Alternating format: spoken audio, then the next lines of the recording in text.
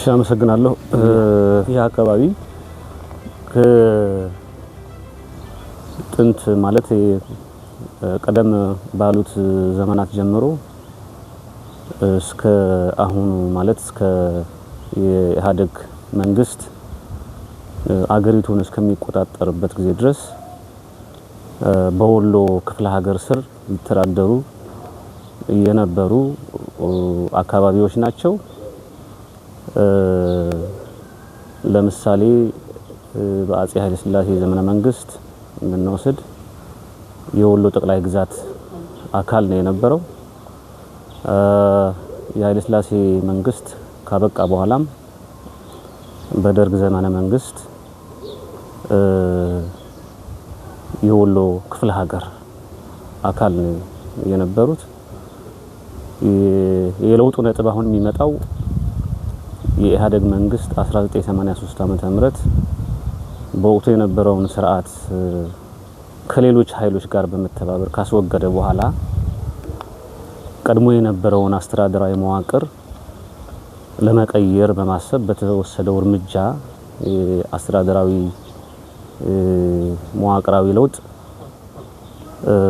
ከቋንቋና ከብሔር አኳያ ለማስተካከል ባቀደበት ወይም ደግሞ በወሰደው እርምጃ መሰረት ነው ይሄ አካባቢ ወደ ትግራይ እንዲከለል የተደረገው። እንደሚታወቀው 1983 ዓመተ ምህረት የደርግ መንግስት ሲወድቅ ስርዓቱን የገረሰሰው ህወሓት ብቻውን አልነበረም፣ ሌሎች ኃይሎችም ነበሩ። ስለዚህ እነዚህ ኃይሎች የመሰረቱት ጊዜያዊ አስተዳደር ነበር። ጊዜያዊ አስተዳደሩ ከ83 ዓመተ ምህረት ጀምሮ ህገ መንግስቱ ጸድቆ ቋሚ መንግስት እስከሚመሰረትበት ጊዜ ድረስ የዘለቀ ነው። ጊዜያዊ ወይም ደግሞ ይሄ የሽግግሩ መንግስት አገሪቱን በሽግግር ጊዜ ውስጥ ሆኖ ለማስተዳደር ያወጣው ህግ ነበር። ያ ህግ የሽግግር መንግስት ቻርተር ተብሎ ይታወቃል። ይሄን ቻርተር መነሻ በማድረግ ደግሞ ሌሎች አዋጆች ይወጡ ነበር። ከነዛ አዋጆች አንዱ አዋጅ ቁጥር 7 1984 ተብሎ የሚታወቀው ነው። የዚህ አዋጅ መውጣት ዋነኛው ዓላማው ክልሎችን እንደ አዲስ ለማዋቀር ነው። በአዋጁ መሰረት ክልሎች የሚዋቀሩት ቋንቋንና የህዝብን አሰፋፈር መሰረት በማድረግ ነው የሚለው።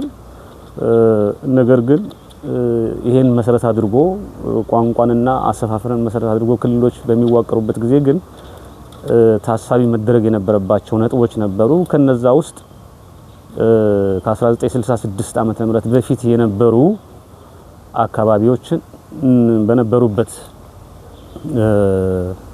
የአስተዳደር ወሰን ውስጥ ሆነው ታሳቢ እንዲደረጉ የሚል አንቀጽ እንዳለው ነው እኔ ማስታውሰው። ነገር ግን በሽግግር ወቅት የነበረው መንግስት የወሰደው እርምጃ በተለይ ደግሞ ህወሓት ኢህአዴግ የረጅም ጊዜ እቅድ ስለነበረው የራሱን ሀገር ከኢትዮጵያ በመነጠል የራሱን ሀገር ለመመስረት አላማ ስላለው ይህንን ለማስፈጸም ለዛ ምቹ ሁኔታ ለመፍጠር በማሰብ የወጣውን አዋጅ በተዛባ መንገድ በመተርጎም የራያን አካባቢ ወደ ትግራይ ግዛት በተለይም ደግሞ በነሱ አጠራር ደቡብ ትግራይ ብለው ወደሚጠሩት አካባቢ እንዲከለል አድርገውታል። እዚህ ላይ ነው እንግዲህ የራያ ህዝብ የማንነትና የወሰን ጥያቄ መነሻው የሚሆነው ማለት ነው። ቀደም ብሎ በአጼ ኃይለ ሥላሴ ዘመነ መንግስት በ1940ዎቹ አካባቢ ራያ አካባቢ የአስተዳደር መዋቅር ለውጥ የተደረገበት አጋጣሚ እንደነበረ ታሪክ ይነግረናል። ይሄ የአስተዳደራዊ መዋቅራዊ ለውጥ የተደረገው የህዝቡ ማንነት መሰረት በማድረግ አልነበረም።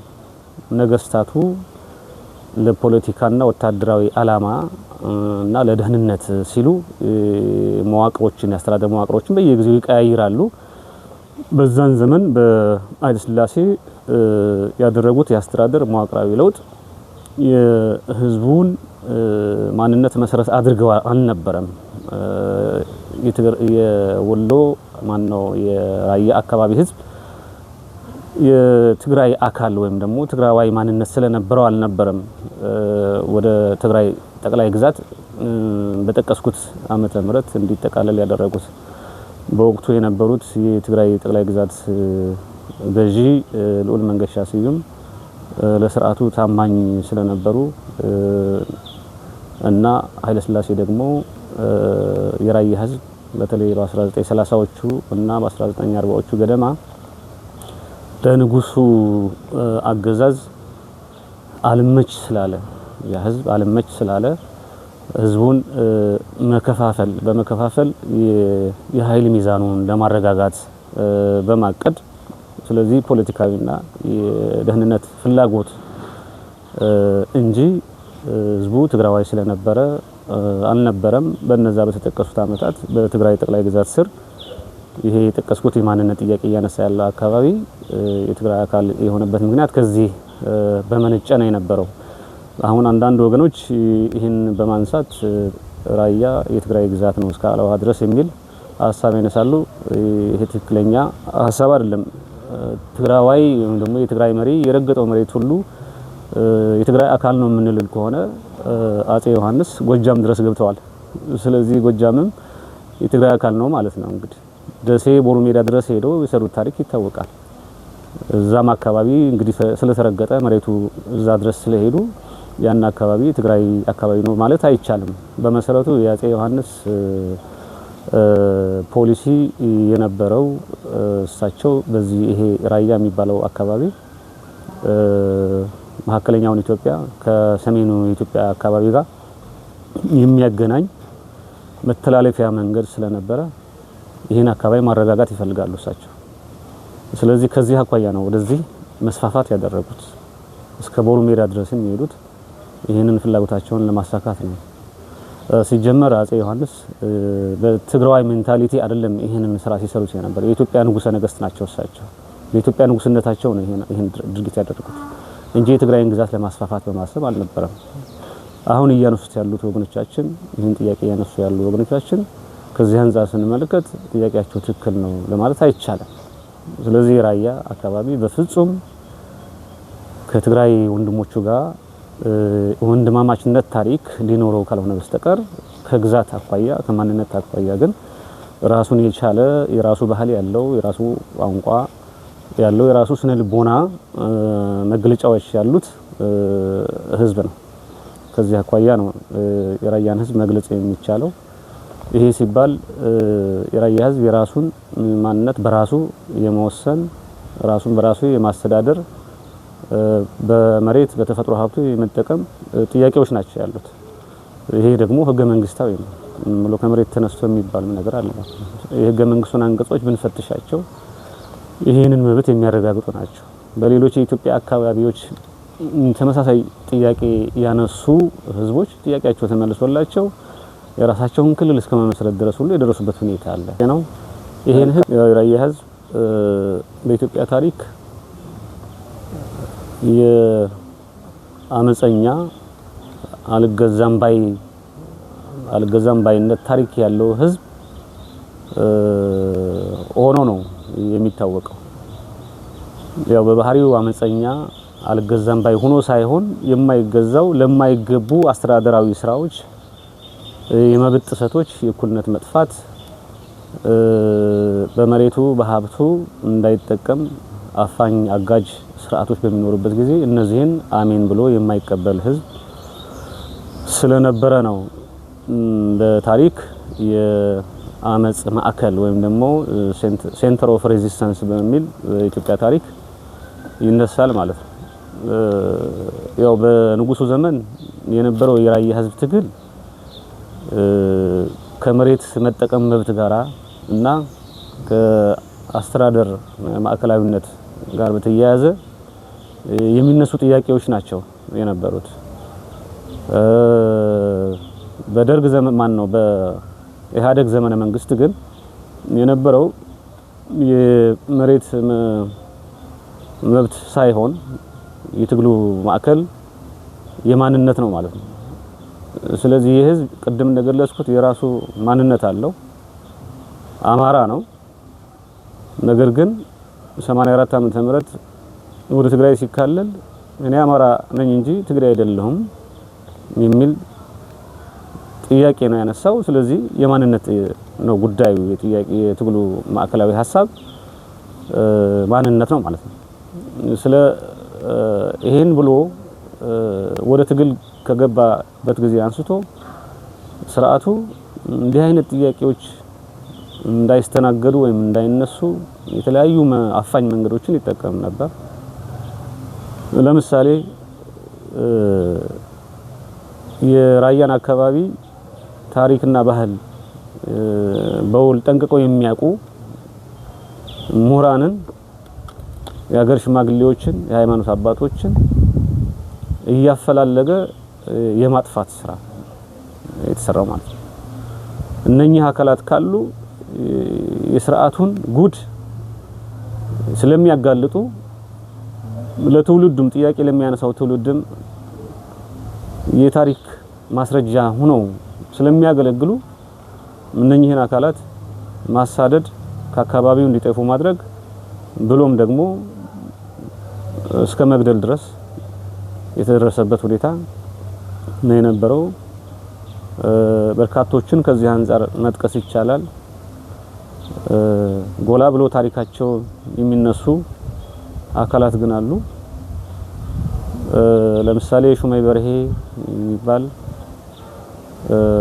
ምሁር የራያ አካባቢ ተወላጅ እንደዚህ አይነት የነቃ አካል ሰው ስለነበር የስርዓቱን አስከፊነት የተረዳ ሰው ነበር። ስለዚህ እሱን በተለያየ ምክንያት በህይወቱ ላይ አደጋ እንዲደርስበት አድርገዋል። ሌሎች መጥቀስ ይቻላል። በታሪካችን መኩራት አለብን። ራሳችንን በራሳችን ማስተዳደር አለብን። እኛ አማራንን በማለታቸው ምክንያት በቀን በጠራራ ፀሐይ በጥይት የተገደሉ አሉ። እና ብራ ጉፋያ እና ሀየሎም አሸብር ሌሎቹንም መጥቀስ ይቻላል።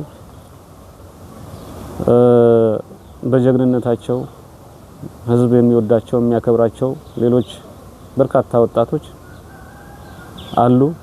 እንደነ ሞላ ደርበው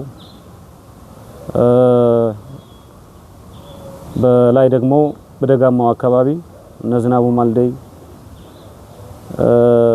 እና ሌሎች ወንድሞች ለዚህ ለትግሉ ዓላማ ሲሉ ህይወታቸውን አጥተዋል። በርካታ ወጣቶች የአካል ጉዳት ሰለባ ሆነዋል፣ በሞትም ተለይተዋል ማለት ነው።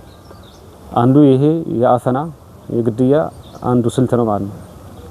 ጥያቄው ጎልቶ እንዳይቀጥል ተዳፍኖ እንዲቀር ስርዓቱ የተጠቀመባቸው ስልቶች አንዱ ይሄ ነው። ሌላኛው ደግሞ ወቅቱ የነበረው ስርዓት ህዝቡ ያነሳቸውን ጥያቄዎች ለማዳፈን የተለያዩ ስልቶች ይጠቀማል ብያለሁ።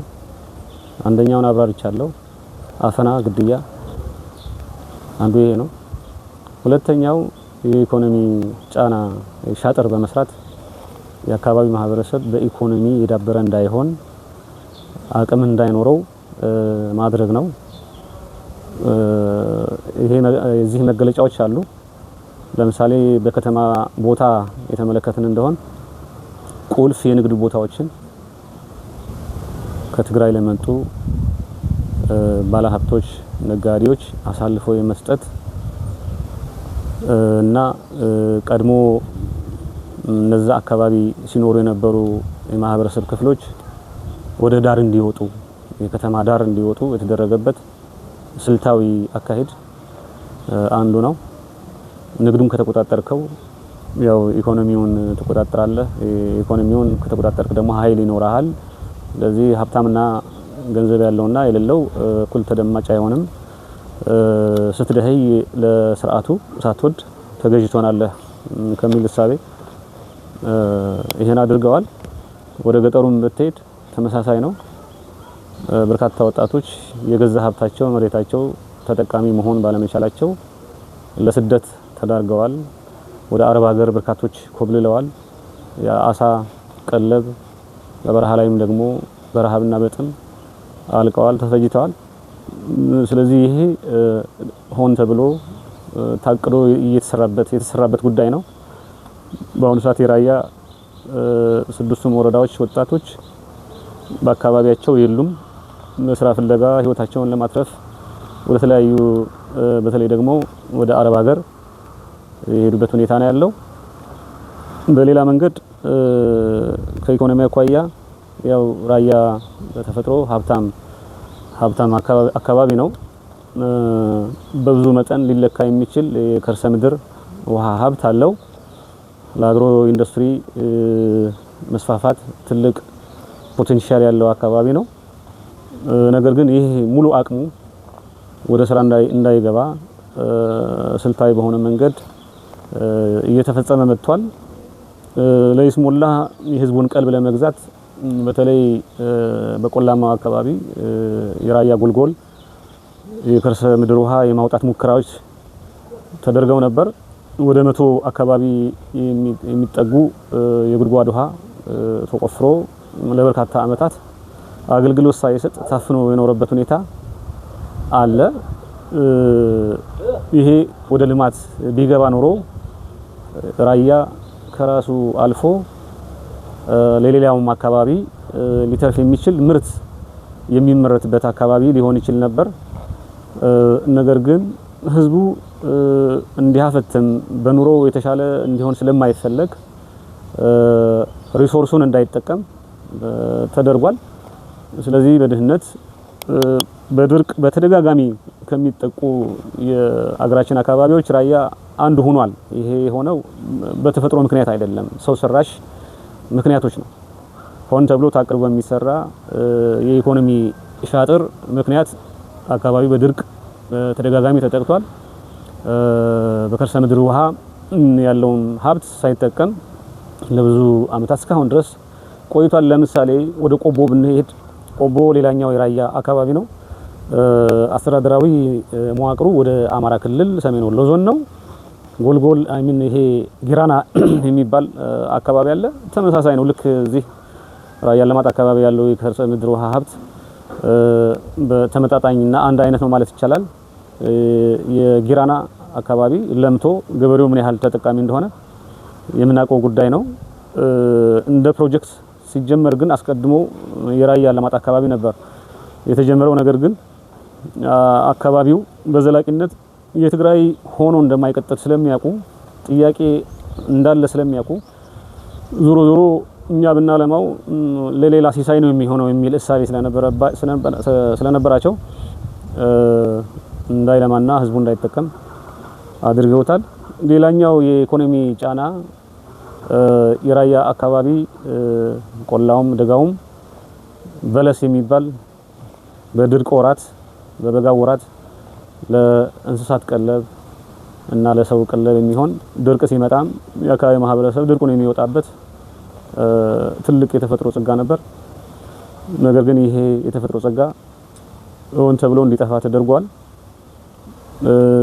ኩችኔት የሚባል የሐር ትል በማልማት ስም ከጀርመን የመጡ ተመራማሪዎችና የመቀሌ ዩኒቨርሲቲ በአንድ ላይ ሆነው ይሄንን ስራ ሰርተዋል።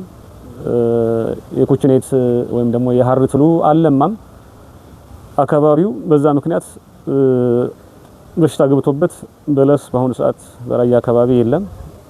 በዚህ ምክንያት ህዝቡ ድርቅ ሲያጋጥም ይጠቀምበት የነበረው የበለስ ፍሬ አሁን የለም። እንስሳትም የቀለብ እጥረት አጋጥሟል። ይሄን ነገር ከራያ አካባቢ ይልቅ ማዕከላዊ ትግራይ በሚባለው አካባቢ በምስራቅ የሚባለው ምስራቃዊ ትግራይ በሚባለው የአድግራት አካባቢ የተሻለ የበለጠ ስፋት ያለው የበለስ ተክል ነበረ። ሙከራ ወይም ደግሞ ይሄን ማልማት ቢፈልግ እዛ ካይ ማድረግ ይቻል ነበር። ነገር ግን አላማው ሌላ ስለሆነ በራያ አካባቢ ተደርጎ የበለስ ፍሬ ጠፍቷል። ይሄ ለአካባቢ የስነ ምህዳርም ጭምር ከመጠበቅ አኳያ ትልቅ አስተዋጽኦ አለው። ያው እንደሚታወቀው የራያ አካባቢ ታችኛው ሞቃታማ ነው፣ ላይኛው ራያ ደግሞ ቀዝቃዛ ነው። በተለይ በታችኛው ራያ አካባቢ የአየር የስነ ምህዳር ሁኔታን ለመጠበቅ በለስ ትልቅ አስተዋጽኦ ነበረው። የአፈር መሸርሸርም ጭምር ለመጠበቅ ትልቅ አስተዋጽኦ ያለው ተክል ነው የነበረውና ይሄ ተክል እንዲጠፋ ተደርጓል። በዚህም ምክንያት የአካባቢው ማህበረሰብ ከፍተኛ የኢኮኖሚ ጫና ውስጥ ነው የሚገኘው ማለት ነው። ሌላ ከፖለቲካ ተጽዕኖ አኳያ መግለጽ ካስፈለገ ፖለቲካሊም የአካባቢው ሰው እየተገለለ ነው የነበረው። ይሄን አካባቢ የሚያስተዳድሩት ከሌሎች የትግራይ አካባቢዎች የመጡ ሰዎች ናቸው። አካባቢውን መምራት ማስተዳደር የሚችል የሰው ኃይል ስለጠፋ አይደለም። ራያ በጣም ከሚመሰገንበት አንድ ጉዳይ በትምህርት ራስን መቻል ራስን መለወጥ ይቻላል የሚል ትልቅ እምነት ያለው አካባቢ ነው። በዚህም ምክንያት በጣም በርካታ ምሁራን ያፈራ አካባቢ ነው። ያው እንግዲህ አንዲት እናት ብዙ ልጆችን ትወልዳለች። ከወለደቻቸው መካከል የሚጠቅሟት እንዳሉ ሁሉ ጡቷንም የሚነክሱ አሉ። ራያ አብልታ አጠጥታ ስነ ልቦናቸውን ቀርጻ ትልቅ ደረጃ ላይ ያደረሰቻቸው ምሁራን ምንም እንኳን ዛሬ ከሌላ ወገን ተሰልፈው ያሳደጋቸውን በስነ ልቦና ቀርጾ ለትልቅ ደረጃ ያደረሳቸው ማህበረሰብ ቢከዱም ሌሎች ደግሞ ራያን የሚያገለግሉ በዚህ የጭንቅ ጊዜ ማህበረሰባቸውን የሚያገለግሉ ምሁራን አሉ። በወቅቱም በኢህአዴግ ህወሓት ዘመን በራያ አካባቢ እንዲህ አይነት ምሁራን አካባቢያቸውንም ቀርቶ በሀገር ደረጃ ሀገርን መምራት የሚችሉ ተቋማትን ማስተዳደር የሚችሉ አቅም ያላቸው በርካታ ምሁራን ያሉበት አካባቢ ሆኖ ሳለ ግን እነዚህ ምሁራን ከፖለቲካው የተገለሉ ነው የነበሩት። በተለይ ከአድዋና ከሽሬ ከአድግራት አካባቢ በብዛት ወደ ራያ ሰዎች እየተላኩ ያስተዳድሩ ነበር። ይሄ እንዲያውም ሆን ተብሎ የስነ ልቦና ስብራት ሁሉ ምሁራኑ እንዲደርስባቸው የተደረገበት አጋጣሚ አለ። የሚመጡት ሰዎች አካባቢውን ለማስተዳደር የሚመጡ ሰዎች ብቃት ሲታይ በአካባቢው ካሉ ምሁራን አቅም በታች የሆኑ ስለሆነ እንዴት በእነዚህኛ እንተዳደራለን እንመራለን የሚል ራስን ዝቅ የማድረግ መንፈስ እንዲፈጠር ሆን ተብሎ ተደርጓል። በዚህም ምክንያት የራያ አካባቢ ምሁራን አካባቢያቸውን ከማስተዳደር ማህበረሰባቸውን ከመለወጥ ከማልማት ይልቅ አካባቢያቸውን ለቀው እንዲሄዱ ምክንያት ነበር ፖለቲካው። እንዲያውም አባባልም አለ የአድዋ አካባቢ ሞኝ የራያ ብልህ ነው ይባላል። በእነሱ ቋንቋ አሻ አድዋስ ኮሚሳር ራያ ይላሉ እነሱ ማለት። እንግዲህ የራያ አካባቢ ምንም ያልሆነ ሰው ራያ ሲመጣ ግን አስተዋይና ብልህ መሪ ይሆናል። ይሄ እንደ የራያ ማህበረሰብ እንደ ማህበረሰብ የተሰደበበት አባባል ነው። ስለዚህ በዚህ ሂሳብ ነበር እነሱ ከሌሎች የትግራይ አካባቢ እያመጡ የራያ ህዝብ በሌሎች እንዲመራ ሲደረግ የነበረበት ሁኔታ ከፖለቲካ ጫናዎች አንዱ ማሳያ ነው ብዬ መግለጽ ይችላል። የራያ ህዝብ በተለይ ከ2013 ዓመተ ምህረት ወዲህ እየተረጋጋ ሁኔታ ውስጥ አይገኝም። የሰሜኑ ጦርነት ከተቀሰቀሰ ወዲህ በርካታ ህዝባችን ከቀየው በተደጋጋሚ ተፈናቅሏል። ያው የመፈናቀሉ ምክንያት መንግስት በውል የሚረዳው ይመስለኛል። 2013 በሰሜን እዝ ጥቃት ከተፈጸመ በኋላ መንግስት ህግ የማስከበር ዘመቻን በማካሄድ የኛንም አካባቢ ጨምሮ ነፃ ለማውጣት የበቃበት ሁኔታ ነበረ። የራያ ህዝብ በጣም ደስተኛ ነበር በሁኔታው። ለዘመናት በላይቱ ላይ ተጭኖ የነበረው አገዛዝ ስለተወገደ፣ ነገር ግን ይሄ ሁኔታ ብዙ ሊቆይ አልቻለም። ወራሪው የወያኔ ሰራዊት ዳግም የራያን አካባቢ ወረረ። እስከ ሰሜን ሸዋ ድረስ የሄደበት ሁኔታ ነበር። እንደገና ደግሞ የኢትዮጵያ ሰራዊት መልሶ የኛን አካባቢ ሲቆጣጠር በ2015 ዓ.ም በህዝባችን ታላቅ ደስታ ተፈጥሮ ነበር። መልሶ እንደገና ደግሞ በ2016 የተፈናቀልንበት ሁኔታ ህዝቡ የተፈናቀለበት ሁኔታ ተፈጥሯል። ያው የፕሪቶሪያው ስምምነት ሲፈረም ዘላቂ ሰላም ያመጣልኛል በሚል የራያ ህዝብ በግልም በቡድንም ደስታውን የገለጸበት በአደባባይ ወጥቶ ድጋፍ ያደረገበት ሁኔታ እንደነበር የአደባባይ ሚስጥር ነው።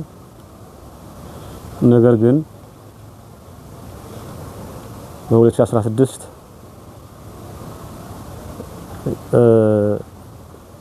ተፈናቃይ በሁለቱም ወገን ወደ ትግራይነን ብለው ወደ ትግራይ የሄዱትና አማራነን ብለው ደግሞ ወደ አማራ አካባቢ ተፈናቅለው የነበረው ማህበረሰብ ወደ ቦታው ይመለስ የሚል መርሃ ግብር ተይዞ ወደ ትግራይ የነበሩት ተፈናቃዮች በሚገቡበት ሰዓት በተፈጠረ ስህተት፣ ሆን ተብሎ በተፈጠረ ስህተት ተፈናቃዮች ሳይሆኑ ታጣቂዎች መልሰው አካባቢውን እንዲቆጣጠሩት እድል ፈጥሯል። ይሄን አቶ ጌታቸው ረዳ በራሳቸው ላይ ባለፈው አመት መፈንቅለ መንግስት ከተፈጸመባቸው በኋላ አዲስ አበባ ሄደው ለጋዜጠኞች በሰጡት መግለጫ ላይ ያረጋገጡት ጉዳይ ነው። የራያ ወደ ራያ የመለስነው ተፈናቃይ ሳይሆን በተፈናቃይ ስም ታጣቂ ነው የመለስነው የሚል ማረጋገጫ ነው የሰጡት። ስለዚህ በዚህ ምክንያት ታጣቂዎች ወደ አካባቢያችን ከገቡ በኋላ የአካባቢ ማህበረሰብ ሰላም እስካሁን ድረስ እንደተረበሸ ነው ያለው። በውስጥ መኖር የሚችለው በብዙ ችግር ውስጥ ነው እየኖረ ነው ያለው። መኖር ያልቻለው ደግሞ አካባቢውን ለቆ ወደ አማራ ክልል የተለያዩ ወረዳዎችና ወደ ሀገራችን ደግሞ የተለያዩ አካባቢዎች ተፈናቅሎ ይገኛል። ይሄ የተፈናቀለ ህዝብ ብዙ መከራ ብዙ ዋጋ እየከፈለ ነው ያለው። ዋጋ እየከፈለ ያለው ኃጢአት ስለሰራ አይደለም፣ ህገ መንግስታዊ መብቱ እንዲረጋገጥለት ጥያቄ በማንሳቱ ነው። እርግጥ መንግስት ያስቀመጠው አቅጣጫ አለ። እኛም እንደ ህዝብ እየጠበቅን ያለ ነው መንግስት ያስቀመጠው አቅጣጫ መሰረት ጥያቄያችን እንዲፈታ ነው። ህዝባችንም በዚህ ስሜት ውስጥ ሆኖ መንግስት ባስቀመጠው አቅጣጫ መሰረት እየተጠባበቀ ይገኛል። አሁን በተፈናቃይ ሁኔታ ውስጥ ሆኖ በተለያዩ የአማራ ክልል ከተሞችም ሌሎችም አካባቢዎች ሆኖ እየጠበቀ ያለው ጉዳይ ይሄን ነው። መንግስት ካሁን ህግ ያስከብራል፣ ወደ ቀያችን እንመለሳለን የሚል ትልቅ ተስፋ አለ። ዞሮ ይሄ ጊዜውን ጠብቆ የሚፈጸም ነገር ይሆናል ብለን እናምናለን።